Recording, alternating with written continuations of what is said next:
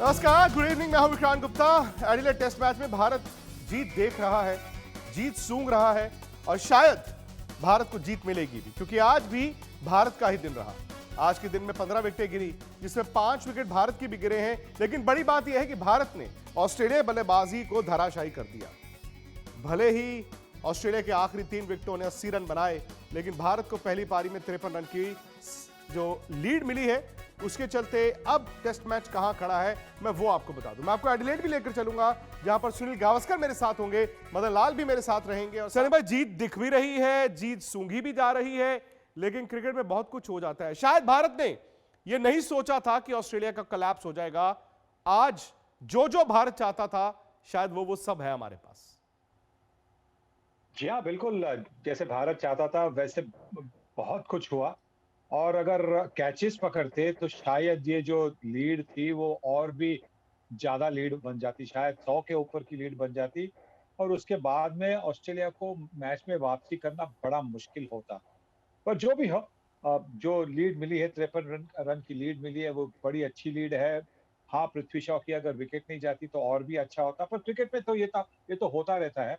और ये जो एक ऐसी पिच है जहाँ पे कुछ ना कुछ हो ही रहा है। हमने देखा कि कल कैसे हुआ था कि कल गेंद थोड़ी-सी हिल रही थी, आज पिच में थोड़ी-सी तेज़ी थी, तो गेंद अच्छी तरह से विकेट कीपर के पास भी जा रही थी। तो ये सब जो निशानी है, वो ऐसा लगता है कि ये मैच शायद 4 दिन में खत्म हो सकती है। 4 दिन में खत्म हो सकता है से ज्यादा जरूरी, सनी भाई, जो आपने कहा है कि भारत जो चाहता था तकरीबन वैसा हुआ। हालांकि हाँ, आखिरी 3 विकेटों ने 80 रन बनाए, वो लीड कम हो गई। लेकिन ऑस्ट्रेलिया ने एक चीज तो जरूर दिखाई है। उन्होंने ये दिखाया है कि भारत की गेंदबाजी के सामने बल्लेबाज उनके पास भी बड़े 2 ही हैं, स्टीव स्मिथ और लबुशेन। मजे की बात यह है कि आज जब भारत सलामी बल्लेबाज दोनों उतरे, मयंक अग्रवाल का भी कैच छूटा, लेकिन पृथ्वी शॉ रन नहीं बना पाए। सनी भाई और मदन जी मेरे साथ हैं।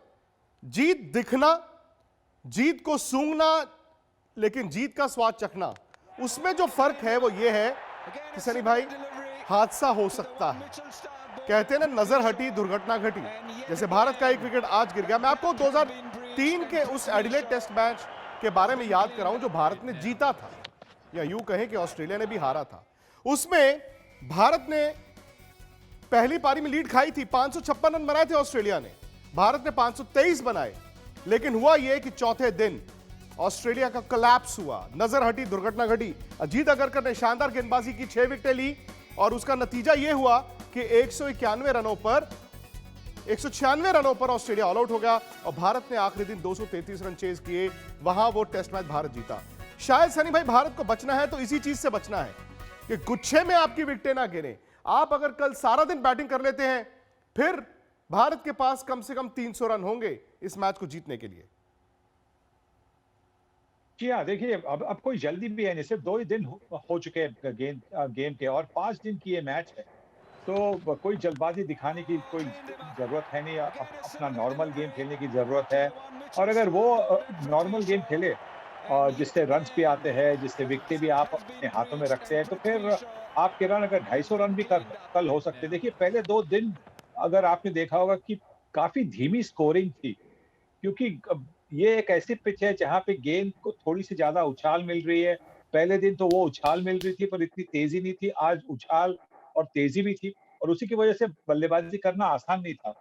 और तीसरे-चौथे दिन पर भी ये आसान नहीं बनेगा, इसलिए थोड़ा-सा संयम रखना चाहिए, थोड़ा-सा सब्र दिखाना चाहिए। और अगर वो दिखाएँगे, जैसे कि पुजारा दिखाते हैं, कोहली ने दिखाया पहले पारी में, तो फिर भारतीय टीम 250-300 तक अगर पहुँचती है, तो चौथी पारी में मुझे लगता है कि 250 के ऊपर रन बनाना ऑस्ट्रेलिया के लिए बड़ा मुश्किल होगा। होगा मदन जी। लेकिन एक चीज नहीं समझ आती, जो सनी भाई कह रहे थे, आज आपने लबुशेन को ही 3-4 लाइफ दे दी। आपने इतने कैच छोड़े, मतलब कैच पर कैच आप छोड़े जा रहे हैं, भले उससे पहले लिमिटेड ओवर्स क्रिकेट हो, और नतीजा यह भी होता है कि आपको वो जो हाथी निकल जाता है, पूंछ परेशान करती है। तो 2 जवाब आपसे, ये भारत इतने कैच क्यों छोड़ रहा है, और पूंछ हर बार भारत को परेशान क्यों करती है? ऊपर वाले बल्लेबाज आप आउट कर लेते हैं, नीचे वाले आकर परेशान करते हैं। नहीं देखिए, जो कैचेज छोड़े हैं मैं समझता हूं कि इतने ज़्यादा मुश्किल कैचेज नहीं थे। जसप्रीत बुमराह का कैच भी उनके राइट हैंड पे था, और जो पृथ्वी शॉ ने कैच छोड़ा वो भी कैच हो सकता था। और भी कैच देखिए, आज फील्डिंग हमने ख़राब की है। इसका मेरे को कारण नहीं पता, कि हो सकता है कि जब डे नाइट मैच होते हैं, जो पिंक बॉल है शायद उसको देखने में थोड़ी सी मुश्किल पड़ रही हो, पर ये कोई एक्सक्यूज़ नहीं है। पर कैचेस हमने छोड़े नहीं है, अगर कैचे नहीं छोड़ते तो ये लीड मैं समझता हूँ कि 70-80 रन से भी ज़्यादा, 100 रन से भी ज़्यादा हो सकती थी। पर सबसे ज़्यादा मज़ा आज मैच देखने का ये आया कि हमारे भारतीय बॉलर्स ने बहुत ही ज़बरदस्त बॉलिंग की है।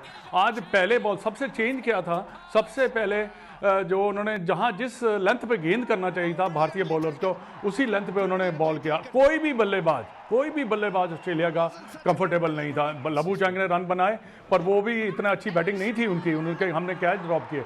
उसके बाद टिम पेन ने जो थोड़ा सा मैं समझता हूँ कि रन बनाए हैं, और बाकी सब बैट्समैन ने स्ट्रगल किया। और मेरे विचार में ये भारत मैच जीतेगा, इसलिए क्योंकि ऑस्ट्रेलियन टीम लग नहीं रही, जैसे बैटिंग करती है वैसे हो नहीं रही उनसे। और विकेट भी, जैसे सनी भाई ने कहा कि विकेट भी काफ़ी ऊपर नीचे हो रहा है, तो इससे उनकी मुश्किलें और ज़्यादा बढ़ेगी फोर्थ इनिंग में। और मेरे को लगता है कि भारतीय टीम को भी ये नज़र आ चुका है कि हाँ, ये हम मैच जीत सकते हैं। तो ये बहुत बड़ी चीज़ है।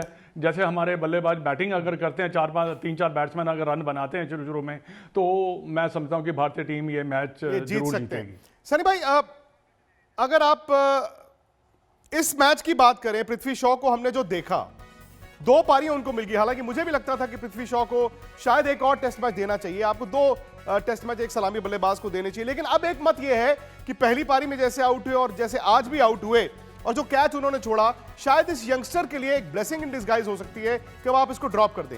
आप अगर कप्तान हो, क्या आप पृथ्वी शॉ को एक और टेस्ट मैच दें, या फिर अगले टेस्ट मैच में आप इनको बाहर बिठाएंगे तो किसको खिलाएंगे? देखिए, जब उनको चुना गया टीम में, तो उन पर एक मतलब कॉन्फिडेंस जैसे दिखाया दिया भारतीय टीम के मैनेजमेंट ने। और मुझे ऐसा लगा कि ये एक मास्टर स्ट्रोक भी बन सकता है। मास्टर स्ट्रोक इसलिए क्योंकि उनके पास वो काबिलियत है कि फटाफट शॉट्स खेलकर टीम को एक अच्छी शुरुआत दे। पर जब गेंद हिलने लगती है और गेंद को थोड़ी सी उछाल होती है, तो फिर हमने देखा है कि न्यूजीलैंड में भी देखा कि उनकी कठिनाई ज्यादा बढ़ती है, क्योंकि उनके पास तकनीक है नहीं, तकनीक अपना टाइट तकनीक है। सही बात है। तो गेंद की तरफ वो जाते हैं, और अगर जैसे कि भारतीय पिचेस हो जहाँ पे गेंद ज्यादा हिलती नहीं, तो फिर उससे ज्यादा रन बन सकते हैं। पर मुझे ऐसा लगा कि शायद ये मास्टर स्ट्रोक बन सकता है, पर नहीं बन गया। और अब देखिए, 6 पारियां खेली उन्होंने, 4 पारियां ऑस्ट्रेलिया ए के खिलाफ, अब ये 2 ऑस्ट्रेलिया के खिलाफ, और रन नहीं बनाए, तो उनका खुद का कॉन्फिडेंस भी इतना होगा नहीं। तो मुझे लगता है कि शायद उनको इस अगले टेस्ट के लिए शायद उनको चुना नहीं जाएगा। मुझे लगता है कि शुभमन गिल को वो चुनेंगे। शुभमन गिल को। पर क्या शुभमन गिल ओपनिंग बल्लेबाज है? क्या वो पंजाब के लिए ओपनिंग बल्लेबाजी करते हैं? क्योंकि अगर वो ओपनिंग बल्लेबाजी करते नहीं है, तो फिर उनको टेस्ट मैच में, और उनकी पहली टेस्ट मैच में ओपनिंग बल्लेबाज के नाते उन पर वो जिम्मेवारी सौंपना, मुझे लगता है कि थोड़ा सा अनफेयर है। लेकिन सनी भाई, इतना जरूर साफ है, वक्त थोड़ा कम है, मैं माफी चाहूंगा, लेकिन ये साफ है कि अगर सुनील गावस्कर कह रहे हैं कि पृथ्वी शॉ की टेक्निक उनको इन कंडीशंस में शायद 19 बनाती है, 20 नहीं, तो फिर शायद अगले मैच में ड्रॉप होंगे। लेकिन कल के दिन पर नजर रहेगी हमारी आज तक पर, साथ ही साथ स्पोर्ट्स तक। हमारे YouTube चैनल को फटाफट से सब्सक्राइब कर लीजिए। रात 8 बजे आज का एजेंडा वहीं पर यही होगा, कैसे जीतना है एडिलेड, क्योंकि कल सारा दिन भारत को बैटिंग करनी है अगर ये मैच जीतना है। बहुत बहुत शुक्रिया।